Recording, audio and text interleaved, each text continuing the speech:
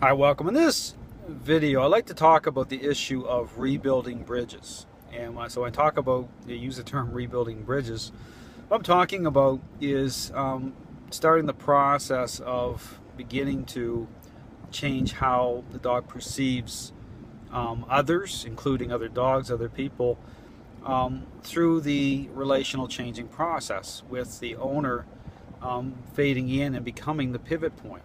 So even when I talk about the issue of fading in, you actually see that happening. You can see it on my videos, but you'll see it happening as the dog's head turns in, as influence is taking hold during the process. You know, you can actually look at that, interplay between dog and owner, and you'll be able to pick up. You'll tune into a different frequency of the dog's mind with how that sets up change. But when again, get back to this issue about rebuilding bridges, and this is the issue of socialization.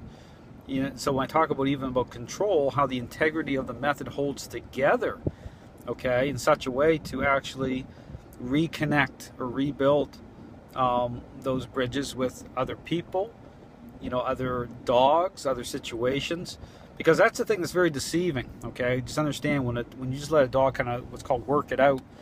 And see how they get along. Just understand you're dealing with control issues here.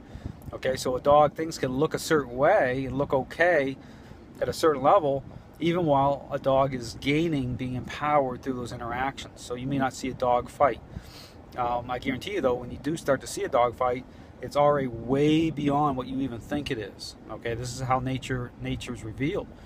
So, but just understand through these issues of control, how control manifests is that if you don't rebuild the bridges properly, if the dog is not being brought into a follower role and not connecting with you a certain way, okay, properly, okay, through what I define as right relationship, you can't assume certain things. In fact, this is why people feel blindsided, and things can look okay within the home environment. The dog wants to be around certain people, and again, that's very deceiving because it can be completely upside down. Because again, the issue about dog liking, okay, again, another deception. You see this issue about dog liking, or feeling good about certain things and how a dog interacts and reacts.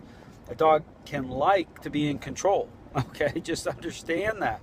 If he's like a selfish child that gets thrown away, the motives can be completely sideways. They can have absolutely no respect, but absolutely be liking as long as things are going their way.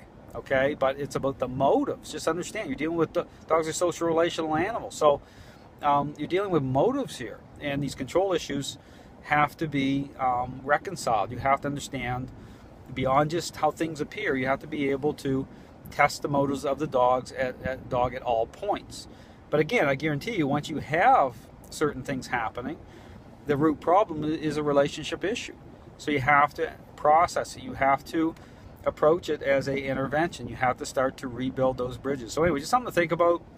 If you have any questions about the process, about what socialization really represents, how to achieve it, how to get your dog to get along, truly get along with other dogs, other people, other situations, and be confident that you're not dealing with some sort of deception, you're not going to feel blindsided, check out my website. I have great information.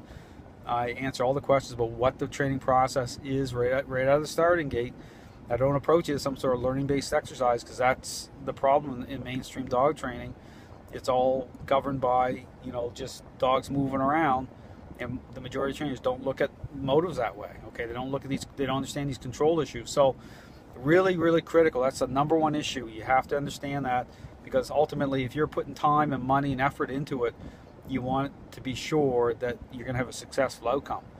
But oftentimes it can be completely hit and miss, and oftentimes it's completely miss, depending on the approach, especially if people are really turning it into some sort of learning-based exercise with treats and clickers and everything else. You're really rolling the dice there, because things, again, these trainers are all about appearances, okay? They're not about going deeper. So anyway, if you have any questions, check out my website. Thanks for watching.